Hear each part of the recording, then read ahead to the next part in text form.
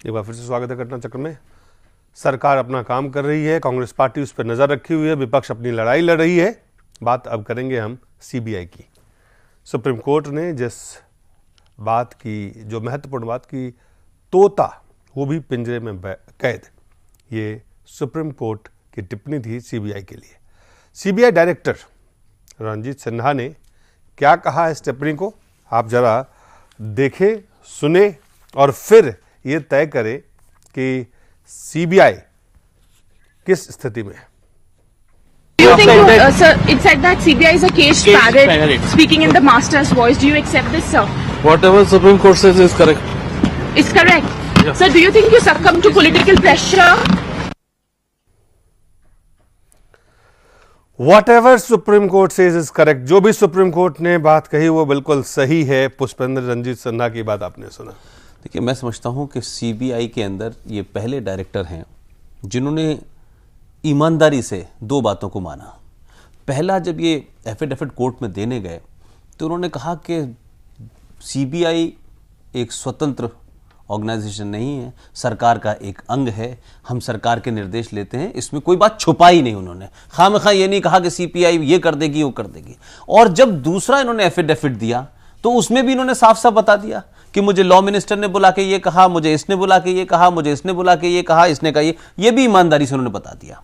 और आज जो उनकी प्रतिक्रिया है वो भी उसी ईमानदारी का हिस्सा है। उन्होंने कहा कि जो सुप्रीम कोर्ट ने कहा है कि वो केज पैरट है, उसके कई सारे मास्टर्स हैं, वो निर्देश लेती है। 16 साल पहले विनीत नारायण केस में हमने तुम्हें रॉक बनने का मौका दिया था, तुम बालू बन गए। तो वो तमाम सारी बातें सत्य हैं। इसलिए सीबीआई के डायरेक्टर अगर ये कहें कि जो कोर्ट ने कहा है उससे मैं सहमत नहीं हूं और हम बड़े निष्पक्ष हैं और हम बड़ी ईमानदारी से काम करते हैं, और यह मैं समझता हूं कि जो बातें वहां कोर्ट में आई हैं और उसके अलावा सीबीआई के जो दूसरे अफसर्स हैं जिन्होंने ऑफ द रिकॉर्ड लोगों से बात की है, उसमें उन्होंने साफ साफ कहा, उन्होंने कहा कि यह तब तक मुमकिन नहीं है जब तक सीबीआई के अफसरों के अपॉइंटमेंट, ट्रांसफर, तनख्वाहें, ये तीनों चीजें सरकार के अधीन होंगी और सरकार के मंत्रालयों के में जाना होगा, उन्हें डीपीटीओ जाना होगा, उन्हें फाइनेंस मिनिस्ट्री से बजट पास कराना होगा।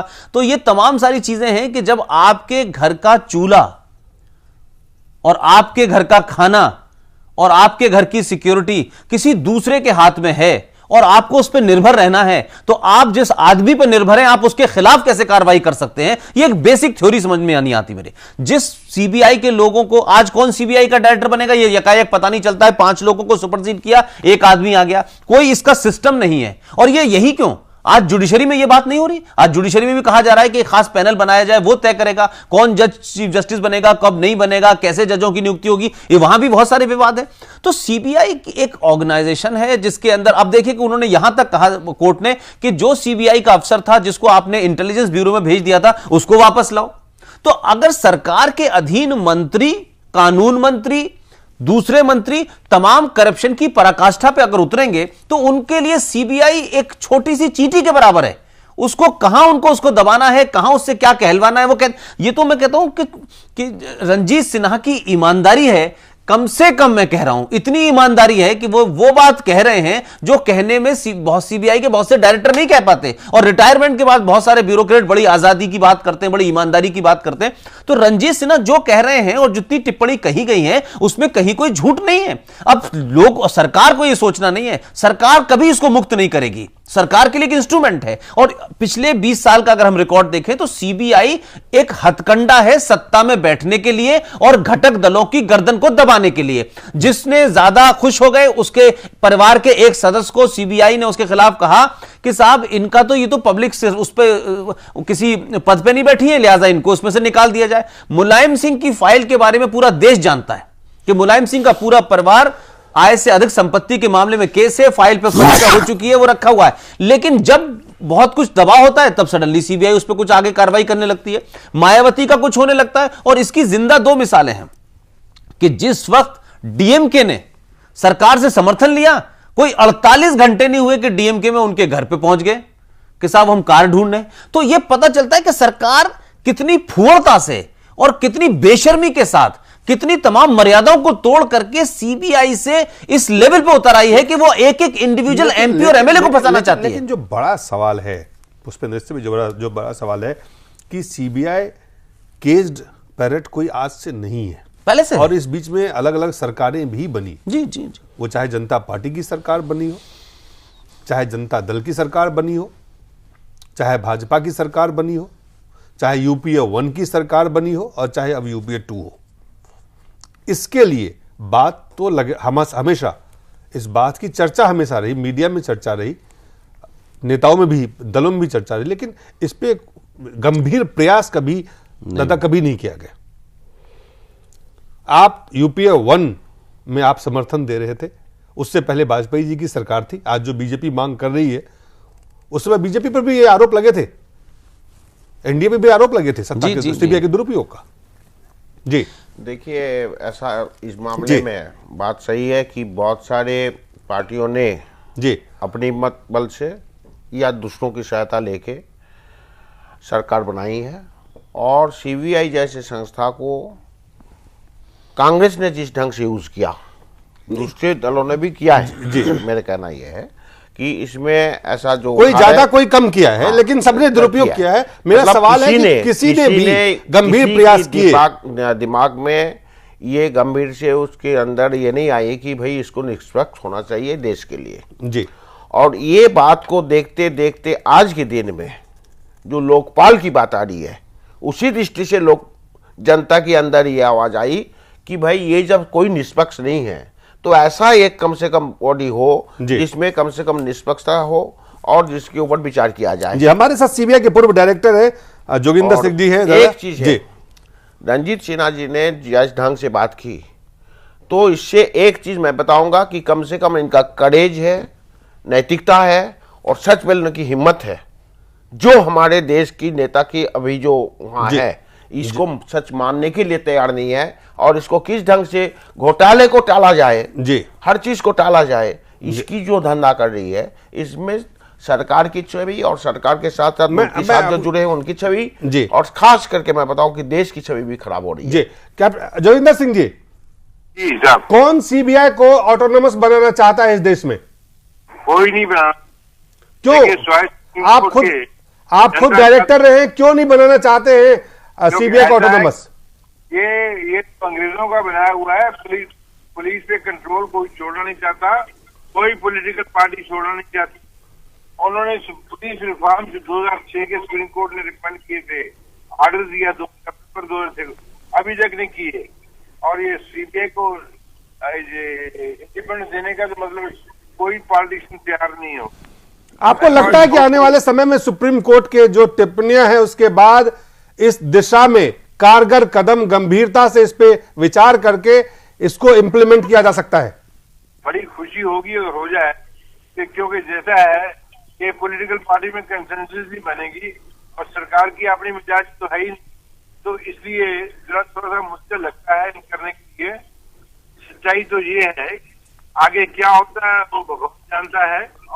जी, एक सवाल पुष्पेंद्र करना चाहते हैं। जोगेंद्र सिंह साहब, मैं सिर्फ इतना जानना चाहता हूं आपसे कि हो सकता है ये बात आपकी कुछ हद तक सही हो कि कोई राजनीतिक दल सीबीआई को स्वायत्त नहीं बनाना चाहता, लेकिन ये तो आप मानते हैं कि अगर एक इंडिविजुअल भारत के कानून के तहत, पुलिस मैनुअल के तहत अगर वो रूल्स को फॉलो करे और अपनी बात पे अडिग हो जाए, और अगर उस बात के लिए तैयार हो कि उसका ट्रांसफर कहीं हो जाएगा, उसको बड़ी पोस्टिंग नहीं मिलेगी, रिटायरमेंट के बाद बड़ा उसको ओहदा नहीं मिलेगा, अगर वो ये ठान ले, तो क्या नहीं आपको लगता है कि सीबीआई बहुत स्वायत्त न होने के बावजूद भी बड़े घोटालों को पकड़ नहीं सकती थी? क्या जिस व्यक्ति से आप लाइन कट गई के मन में खोट है जी, the person you are speaking उनसे हमारा फोन संपर्क ठीक से नहीं हो पा रहा है। हम कोशिश करेंगे उनसे एक बार बात करने की। जो सवाल पुष्पेंद्र का है कि अगर ईमानदार हो, मैं ये कह रहा हूं कि माना इस भ्रष्ट, क्या इस देश में खैरनार, क्या अल्फोंसिन, क्या टीएन सेशन या ये तमाम सारे लोग, क्या किरण बेदी ने इंदिरा गांधी की कार को जिस तरीके से टो करके उठवा दिया और एक ट्रैफिक के अंदर रूल को उनको बता दिया कि अगर एक आईएएस ऑफिसर या आईपीएस ऑफिसर अपने मैनुअल के हिसाब से काम करे और सरकार उस पर कितना भी दबाव, अगर उसमें लालच नहीं है, पोस्टिंग का लालच नहीं है, किसी क्रीमी पोस्टिंग पे जाने की जरूरत नहीं है, रिटायरमेंट के बाद कहीं का एम्बेसडर गवर्नर बनने का लालच नहीं है, तो मैं नहीं समझता क्या कहते हैं कि अगर इंडिविजुअल कैरेक्टर जिस आदमी का होगा, वो चाहे सीबीआई का मामला हो, चाहे एक एसएचओ हो, चाहे एक सिपाही हो, वो अगर अपने पैड हो जाए तो सरकारें उसका कुछ नहीं बिगाड़ सकती हैं। और जो रणजीत सिन्हा ने आज जिस तरीके से किया है, रणजीत सिन्हा ने सरकार को एक्सपोज कर दिया है सुप्रीम कोर्ट के अंदर। रणजीत सिन्हा ने यह बता दिया है कि पीके बंसल जो इस देश का रेल मंत्री है, जो प्रधानमंत्री के बहुत नजदीक है, उस अपनी पे आ जाए तो उन्होंने सारा ट्रैक किया और रेड हैंडेड पकड़ लिया। क्या सीबीआई के अगर इतने सारे मास्टर्स हैं, क्या सीबीआई इतनी पिंजरे में बंद है, तो क्या आपको लगता था कि पीके बंसल को भी कोई पकड़ सकता था? अगर रणजीत सिन्हा अपनी बात पे आ जाएं और अडिग हो जाएं और इस बात का लालच ना हो, तो मैं समझता हूं सीबीआई को स्वायत्तता मिलेगी तब मिलेगी। राजनीतिक दल देंगे नहीं देंगे, लेकिन इंडिविजुअल का कैरेक्टर इतना स्ट्रांग होगा कि आज लोग टीएन सेशन को याद करते हैं, आज इलेक्शन कमीशन की पूरी जो छवि बदल गई है, वो क्यों नहीं हो रहा है? बिल्कुल दादा, आपसे एक सिर्फ सवाल इसमें जानना चाहेंगे। इतना दिन से आप राजनीति में हैं, देश की सियासत को देख रहे हैं, कभी आपने किसी भी सरकार में, इतने तमाम सरकारों को आपने देखा है, कभी वाकई कहीं गंभीरता से इस सवाल को लेके आगे बढ़ने का, इसका समाधान ढूंढने के प्रयास किए गए क्या? देखिए, ये तो गंभीरता से बहुत सारे चीज हैं, प्रयास किए गए, जहां कोई प्रयास नहीं किया। गंभीरता तो छोड़िए आप, प्रयास मैं बता रहा हूं। हाँ, ये अभी जो पुष्पेंद्र ने कहा, एक एसएचओ की पोस्टिंग होता है पैसा से। मैं बता रहा हूं, थाने को नीलामी होती है। आप उससे ईमानदारी की बात कैसे कर सकते हैं? आप उसको ऑटोनमस बनाने से जो बात पुष्पेंद्र ने कहा, ऐसा कोई इंडिविजुअल हो कि अपनी नैतिकता के साथ, अपनी मतलब किसी को ना ये करके एक्सपोज करना, उसको बोलना, उसको निकालना, ये हिम्मत वाली जो बात है, ऐसी हिम्मत वाली आदमी अगर कहीं हो जाए तो सब कुछ हो सकता है, तब जाके बदल सकता है। सभी राजनीतिक दल हो, राजनीतिक दलों के नेता हो, वो जानते हैं भाई हम भी आज के दिन में भ्रष्टाचार के बिना है नहीं, हम भी कहीं ना कहीं फंसे हुए हैं, हम भी डरते हैं, हम भी अपने टिकट के लिए 2 लाख 5 लाख देते हैं, 5 लाख दे के टिकट लेते हैं। ये बहुत सारी बातें हैं। चलिए दादा, हमारे पास समय कम है, इस पे क्या होना है ये सरकार तय करेगी। लेकिन जो बात पुष्पेंद्र ने कही, जो दादा कह रहे हैं कि व्यक्ति जो उस संस्था को हेड करता है, या जो भी कोई व्यक्ति जहां भी वो अपने जो सही तरीका है उससे काम करे, तो बहुत सारी चीजें खुद से ही अपने आप बदल सकती है। बात करेंगे चीन के दौरे पर हमारे विदेश मंत्री गए हैं, और ये तब गए हैं जब लद्दाख में जो घुसपैठ हुआ था, घुसपैठ के बाद जो भी डील हुआ या नहीं हुआ, लेकिन ये समझौता के तहत ही चीन पीछे वापस गए हैं। सबसे पहले विदेश मंत्री जाने के बाद केंद्रीय मंत्री हरीश रावत ने क्या कहा, वो आपको दिखाते हैं। हमें संबंध सुधारने की और कोशिश करनी चाहिए, ये दोनों देशों के हितों में है। हमारे जो व्यापारिक हित हैं वो करीब एक दूसरे के साथ बहुत जुड़े हुए हैं। हमको आज की दुनिया में अपने व्यापारिक रिश्तों को महत्व देने की जरूरत है, और पड़ोसियों के साथ हम जितना अपना संबंध सुधार लेंगे उतना हमारे हित में अच्छा है। और जो पिछले दिनों घटना हुई थी, हमने उस समय भी कहा था कि धैर्य की जरूरत होती है, और यदि धैर्य से काम लिया गया तो अनंतोगत्वा पाकिस्तान को, चीन को पीछे हटना पड़ा। बहुत कम समय है दादा, क्या कहेंगे पूरे भारत और चीन रिश्ते? और प्रधानमंत्री हमारे देश में आ रहे हैं, ये एक दोनों देशों के बीच में अभी की जो बात है और जो बात बनी है, हो चुकी है, उसकी क्या होगा, चर्चा कैसी होगी नहीं होगी। लेकिन हमें याद है सन 62 में भी, तभी भी प्रधानमंत्री आए थे, यहाँ की लड़ाई हुई थी, उन्होंने यहाँ बहुत जगह कब्जा भी किया था, और करने के बाद बातचीत होते होते फिर वो से हटना पड़ा। क्यों ना, हमारी देश की, दोनों देशों की अंदर जो बात हुई है कि वो जैसे अंदर चले आए, हमारे जो उसके ऊपर जो निगरानी होनी चाहिए, जिस ढंग की हुई, कहीं पर लोग कम खमियाँ हैं, कहीं पर कम ही कुछ है, ये जो चीज़ें हैं इसको भी देखना चाहिए। साथ साथ प्रधानमंत्री के साथ खाली हिंदी चीनी भाई भाई करने से नहीं होगा, अपने देश को बचाने के लिए जो कुछ करना चाहिए वो होना चाहिए, बात करें। हम हमेशा चाहते हैं कि अपने पड़ोसी देशों के साथ बात करके अच्छे संबंध रहे, लेकिन हमारे देश पर कहीं पर कब्जा करने के लिए अगर आए तो हमें उसको उचित जवाब देना चाहिए जी, और हमारे कमियों को दूर करनी चाहिए। विदेश मंत्री के दौरा से आपको लगता है पुष्पेंद्र कुछ नई चीज निकल के आने वाली है? ये सिर्फ जो चीन के प्रीमियर आने वाले हैं वो उसको उनके सारे जो बातचीत होने हैं उन चीजों पे एक गंभीरता से एजेंडा को तय किया जाएगा?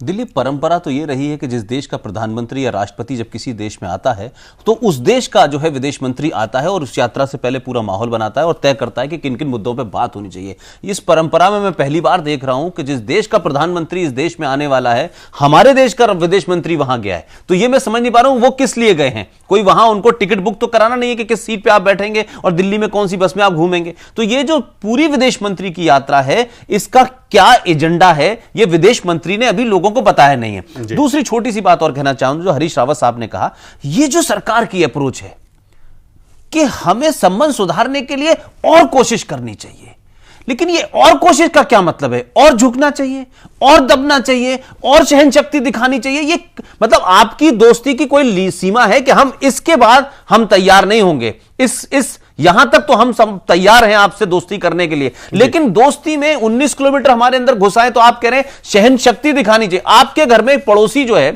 आपके घर में घुस जाए और आप कहें कि नहीं हमें दोस्ती के लिए बहुत कोशिश करनी चाहिए और हमें थोड़ा सा धैर्य रखना चाहिए, और आपके घर में घुसा, ये जो अप्रोच है दोस्ती, हमें यह मान के चलना चाहिए, चाहे पाकिस्तान हो, बांग्लादेश हो, भूटान हो, नेपाल हो, अमेरिका हो, हर एक की एक दूसरे की जरूरत है, सिर्फ हमारी ही जरूरत नहीं है। ये जो मैसेज है पूरी दुनिया में कि भारत को अमेरिका की भी जरूरत है तो उसकी भी सुनो, तो एफडीआई भी यहां लगाओ, अमेरिका की जरूरत है तो न्यूक्लियर डील भी हमारी पास करो, तो ये चीज गलत है जी। चलिए पुष्पेंद्र, हमारे पास समय खत्म हो गया। दादा बहुत बहुत धन्यवाद, पुष्पेंद्र बहुत बहुत धन्यवाद, आप सब लोगों का बहुत बहुत धन्यवाद। पिछले वाले एपिसोड में